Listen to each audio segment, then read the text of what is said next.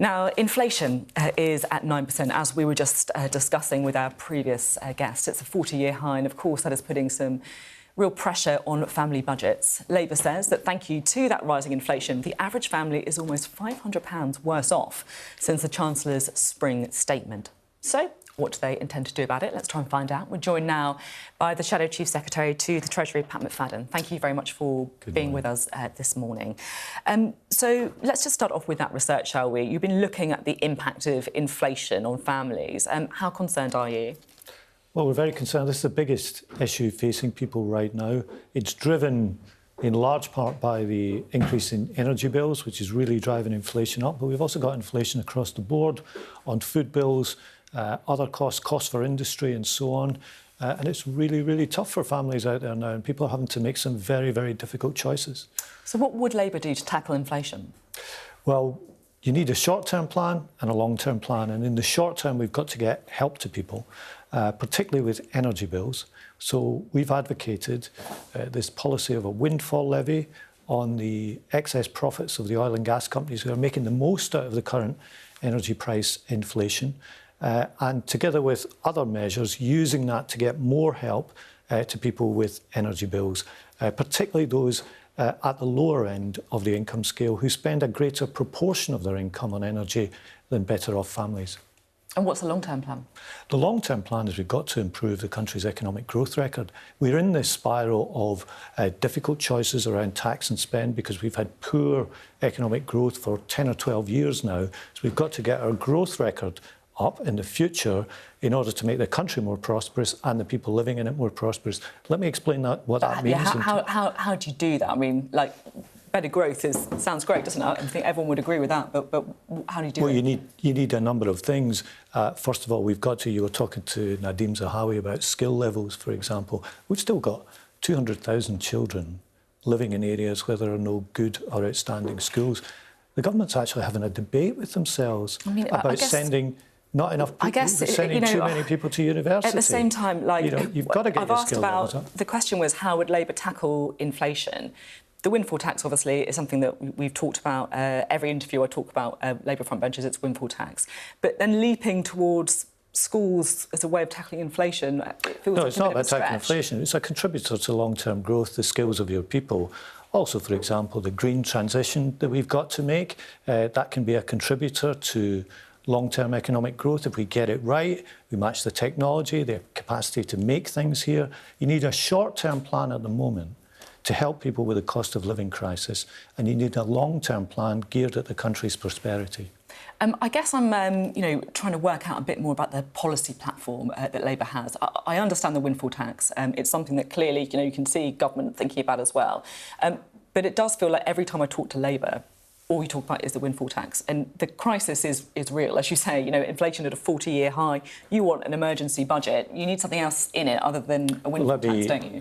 Let me give you another example. If you take the costs for business, which are a real part of this right now, we've advocated more help for business rate relief, paid for by increasing the digital services tax for this year, in order to get business rate relief to a greater range of businesses. That could take up to £5,700 off business rate bills for some small and medium-sized businesses. Because inflation, yes, it's about consumers, but it's also about cost for business too. So that's another plank of our policy platform alongside the windfall levy. Just talking about how you pay for the policy platform as well. So the windfall tax raises around £2 billion a year on the sort of latest figures. You also want to, spend £28 billion a year on the sort of green plans, tackling climate change. You want to increase defence spending. You've spoken out against the rise in national insurance. How are you going to pay for all this? Would Labour be putting up borrowing? Well, let me take the green plan that you just quoted. Look at the scale of what we've got to do over the next 10 or 20 years. There are 30 million cars on the road. But I'm not asking about the right or wrong of the policy. I'm asking about how it would be paid for. It would be paid for by more borrowing, wouldn't it? That is a borrowing plan. It's borrowing for investment, and the government's already doing this. At a time of rising interest rates, is that a good idea? The government has already issued £16 billion of green gilts for precisely this purpose. Governments in Poland, Germany, France, all issuing green gilts. That is our policy, to borrow in the markets, to invest in this transition And if we don't do that, if we abandon green gilts, for example, so we're not going to do any of that, what we'd be doing is leaving greater costs for the next generation, because the longer you leave this transition, the more expensive it will be. And also, it will be unfair to consumers. If you take these heat pumps right now, for example, cost a lot more than a gas boiler. For my constituents, this transition has to be fair. It can't just be a transition for the rich. So this requires a partnership between government and industry to make sure that Britain gets the best advantage out of it, and also to make sure it's done in a fair way. Have you modelled the cost of the rising interest rates on this? Look, we always have an eye on everything, but green gilts are already part of the policy mix. We want to use them to make sure we get this transition done in a fair way. OK. Now, I just want to have a look at a piece that you wrote for The Times back in March 2020. Now, this was at the time of the leadership contest to replace Jeremy Corbyn. And this is what you said. I think it's quite OK, that is not the quote I was hoping for. So the quote says, after Labour lost its third election in a row in 1987, Neil Kinnock launched a no-holds-barred policy review in which everything was on the table, including the sacred cows such as support for unilateral nuclear disarmament. He did that because he knew that fundamental change was necessary if Labour was to win again. And then he went on to say, after a shattering defeat, the key question is direction. It means having a policy platform that looks to the future. I just wonder if you feel like that, genuine, no-holds-barred policy review has happened under Keir Starmer. Well, I've always been clear that leadership wasn't just about a change of personnel. It had to be a change of direction too. When you lost 4 elections in a row, you can't just go back with the same policy platform and a person in a different suit and expect the electorate to take a different attitude. So I'm very much in favour of root and branch examination of things. But if you take the green... Do you think that's happened, that root and branch? If you take the example we've been discussing this morning on the green agenda, there I think you've got an ambitious programme for a transition that's going to happen anyway. But I want us to be hungry for change in every area, in education policy, in health policy, learning the lessons of the COVID experience. What can we do better in the future? Do you think you've been radical enough in providing that opposition? Well, we'll only know the answer. We will only know the answer to that when we come to the next election. But I think there is a hunger for change in the Labour Party now. It feels like you'd like to go a bit further. We've always got further to go, because when you've had such an emphatic defeat as the one that we had in 2019, the worst thing you could do is to think one more heave was going to do it for you. One more heave won't do it for us. We've got a new leader, but we also need a new direction too. Interesting. And you don't think that new direction has come yet? Well, we're part of the way through, and we've got some time to go before the next election. But I'm confident that we'll have an exciting and responsible programme when it comes to that vote. We spoke to Nadeem Zahawi earlier about the meeting between Sue Gray and Boris Johnson. He couldn't tell us who called that meeting. Are you concerned about the fact that Sue Gray, the civil servant leading the investigation into Partygate, met with the Prime Minister? I've got every faith in Sue Gray's integrity. She is a civil servant of the highest integrity. We don't know the details of that meeting. It's not clear who called it. There's different accounts of that, so it's hard for me to say what was said there. But I do have faith in her integrity, and let's see what she says when the report comes out.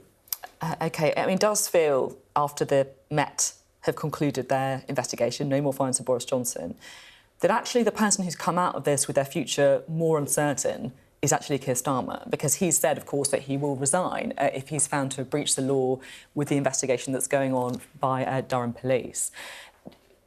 Given the unpredictability of these fines, was that gamble really such a great idea? Look, I think the statement he made the other week showed real integrity and leadership. He's the former Director of Public Prosecutions. He takes adherence to the law extremely seriously.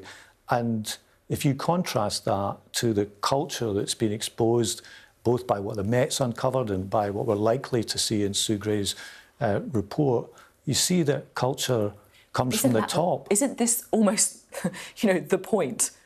Why has Keir Starmer put his future on the line in a way that he perhaps didn't need to? Keir Starmer holds public service and the standards of public service extremely highly. You know, he doesn't believe this notion that, well, they're all the same, no scandal matters, no shame matters, you can get away with anything. There's a real contrast in standards between what he's said and the way he's conducted himself through this. Remember, this is someone who isolated 4 or 5 times, I think, when having COVID or family members have. He's taken adherence to the rules extremely seriously. Okay. And he's contrasting that with the culture that's been exposed in number 10. OK. It feels like it has sparked a bit of an informal leadership contest, though, doesn't it? You know, we've got pages like the Financial Times doing interviews with Wes Streeting, framing them about whether or not he's the saviour of the Labour Party. Is Wes Streeting the saviour Labour desperately needs? Lisa Nandy and Bridget Phillipson haven't ruled out a run when they've done interviews. I mean, this is not helpful, is it? Well, look, I'm very confident in Keir Starmer's leadership. But it's also really encouraging for me to see so many other talented people in the Labour Party. Their time is not yet. Maybe it will be one day in the future. OK, thank you very much, Pat McFadden, there from the Labour Party.